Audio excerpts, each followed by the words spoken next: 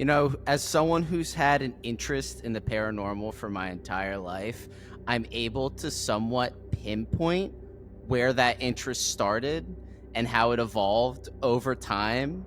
And I was thinking about it earlier today. How do we even come into the concept of ghosts and aliens in our early life? And when do we start believing in them? How does it kind of like feed into our psyche and grow over time?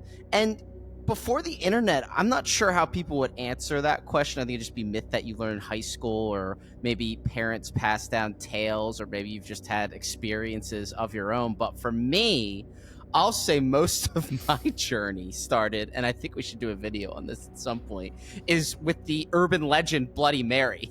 Bloody Mary terrified me, and it normalized Really? Yes, I was petrified. I'd say a much later date in life, one I'm too embarrassed to mention.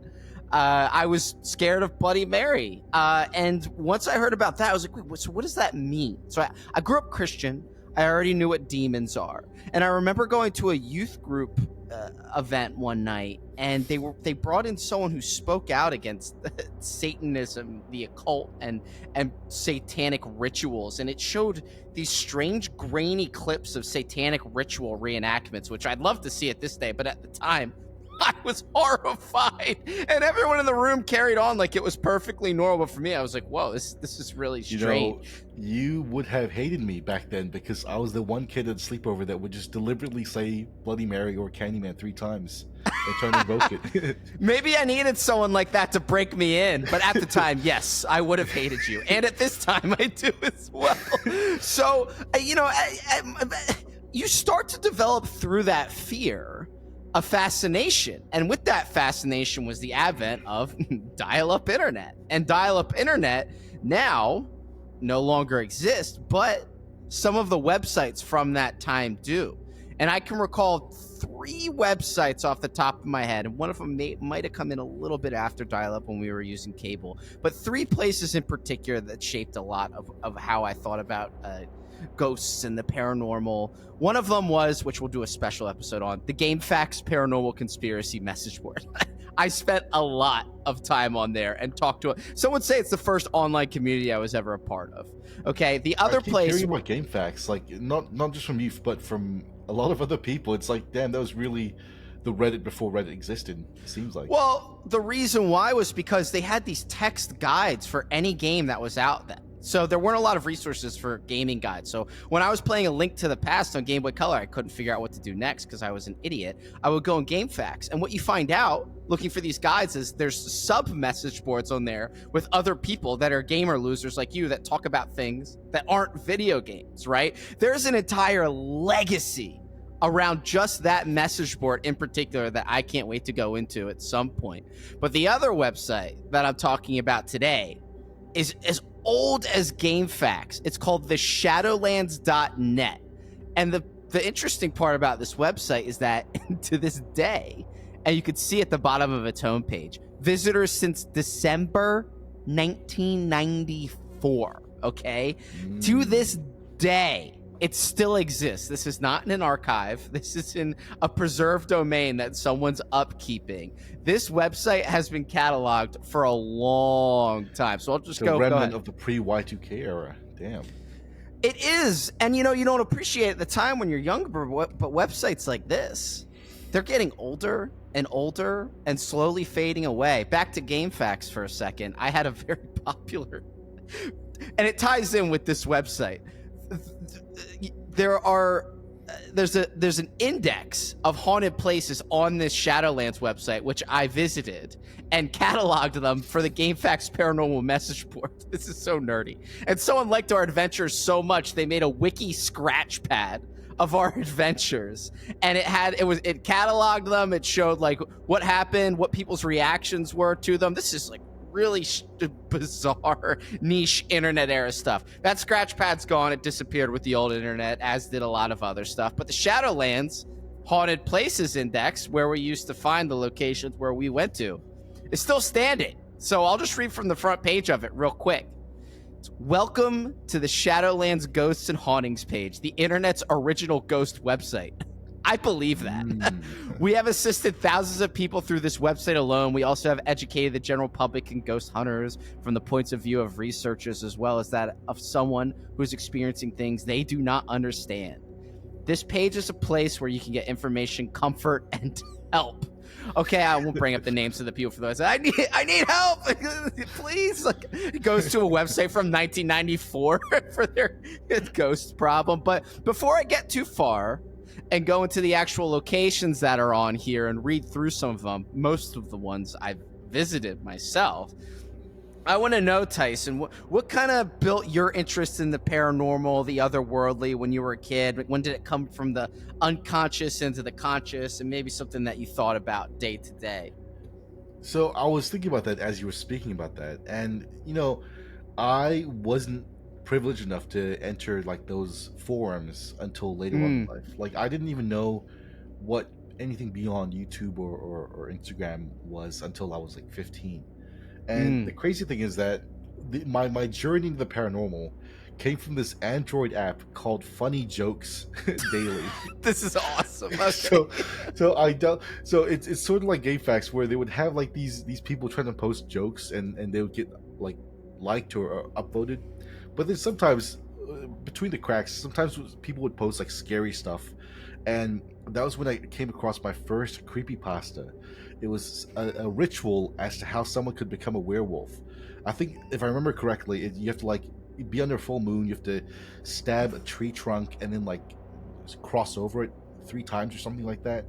But after that, I'm like, wow, that's really cool. I want to know more rituals. So I discovered Reddit from there, and then I discovered all the other stuff. But yeah, Funny Jokes Daily, dude. That's my introduction. What a springboard. What a horrifying, malicious place to start your journey. Yeah, and there were some really incendiary people on those boards. They were naturally angry, and you couldn't really tell who was on the other end of the keyboard. But as I've said hundreds of times, the internet was the Wild West then, and it was a much more fun place. And it was segmented, too.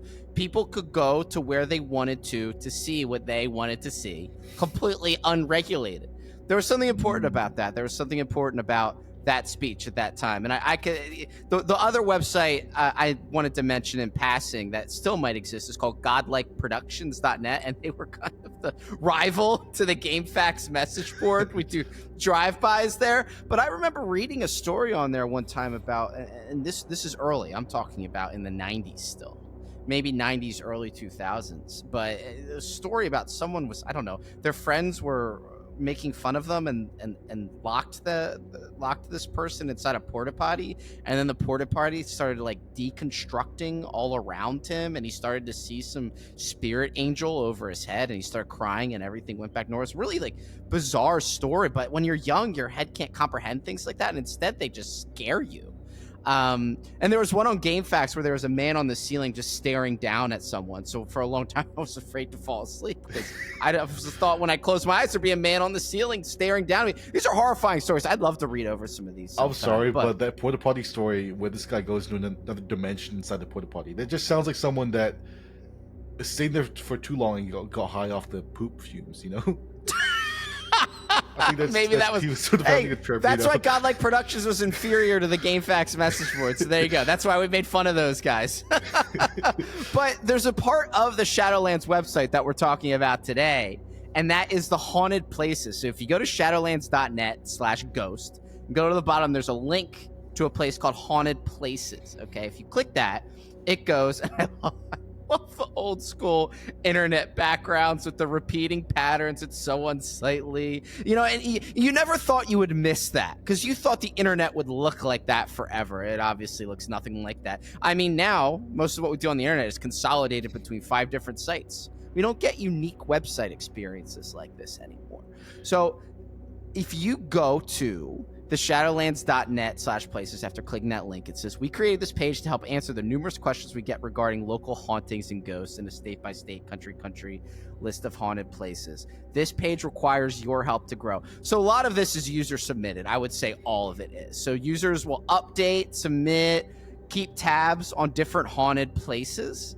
And it says there's a warning: never trespass on any of these locations. It's kind of implicit that you are trespassing every time you go to them. Always get permission, but I do see that there are some updates back in 2004 on some of the sites. 2004, this site was torn down, or update: don't park on this road, and anything like that. So I know you're in New Zealand, Tyson. Is there anything over there that's there is an equivalent? Is there a haunted places index for New Zealand? No. I think there's only one haunted house, and funny In enough, all it's like New Zealand. I think it's like it's on the most popular street. It's like in the richest suburb. So it's like, how is that? How does that work? Like, you have all these like gentrified yuppies having their breakfast brunch, and then supposedly the most haunted place in the country is like right next to their avocado toast. It's like, oh, okay, it's not really. I thought there'd be something more mystical about it. Yeah, You go through this back road. So I'm gonna run through a few of these just to give everyone a taste of the entries that are on here. And I've been to most of them, so I'll just give my small input, and we'll go into scary mode. Okay, we're spooky. We're kind of adjacently reading scary stories here. So one of them is in Phoenixville, Pennsylvania. It's called Death Hill. It's on Dayton Street. Just over the hill, this is great. Just over the hill, there is a graveyard. Good. And we're off to a good start. And it is said that the not ghost, this is a typo. It is said that the ghosts come out of their graves in the middle of the night and switch spots with their buddies. What? Also, if you stand there and watch them, they come and get you and put you in a grave. ... So be careful. So maybe the people that do these submissions go through a little creative liberties, and I don't know how well these are moderated, but let's to say. This went to death. Yeah. It sounds like if a 10-year-old just watched Michael Jackson's Thriller music video for the first time. Yeah, that's so good. So, needless to say, I went to Death Hill. I'm still alive. I didn't see anything like that, but I may have saw a strange reflection that could have been a car or an orb. Who's to say? But it was cataloged. Nothing fantastical like that, unfortunately. Here's another one. Atco Multiplex. Atco, New Jersey is the site of the Atco Ghost, which we will do an episode on at some point. But this is about a movie theater there. It says a strange noise can be heard in Theater 12, as if someone is moving their hands across the wall, and a voice can be heard. So this is an urban myth. Well, I wouldn't say myth. This is an urban rumor, a paranormal rumor, because I used to see movies in that theater, and I heard similar stories from other people. Could be a natural explanation, but let's just say there was something weird going on in the movie theater. It was torn down, and I've had dreams about it before, which is very strange. Another one we got here. I'm sorry, but yeah. I love the mental image of like this guy going to Theater 12, watching a film, and then like there's just some guy behind him on the phone like speaking, and then he's like, "Wait, I hear a voice. Is that a ghost?" It says a strange noise can be heard in Theater 12, and it's like, I bet you it's Theater 13 right next to you. So it's what sounds like a movie. Jason. Okay. And then the next one, I've been here as well, not to ghost hunt. It's not the Taj Mahal anymore. It says in Atlantic City, the Taj Mahal, which is now the Hard Rock Hotel. I should submit updates to this website.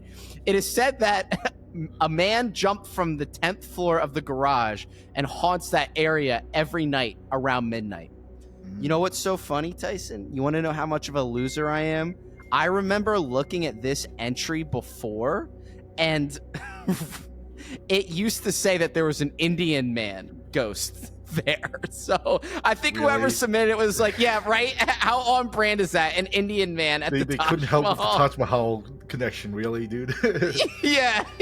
So no, but I think honestly, that was moderated. this one I kind of like because I'm from Singapore, and Singapore is filled with ghost stories like this. Like sort of ghosts that are imbibed within like these concrete structures like car parks and parking lots and like these old buildings. Like there's so many stories of like, if you take the elevator at this time in this abandoned building, you're gonna see a ghost there. So I like the vibe of this one, you know. I kind of get the chills a little bit when you say that, because there was a website I used to go on back in the day. I could never name it. It probably no longer exists, but it was filled with a bunch of quote unquote real ghost pictures and videos from Southeast Asia, It was a really hard website to navigate, and I could only kind of move around the front page, but all of them were in parking garages. There must be something there. So that might be something to look into at some point. You know, for there's an us. infamous book called Real Singapore Ghost Stories, and everyone in Singapore has read that book. And you know, maybe I'll buy it on Amazon and make a video about it. Who knows? Bring that bad boy on. We'll make a copy of it. There you go.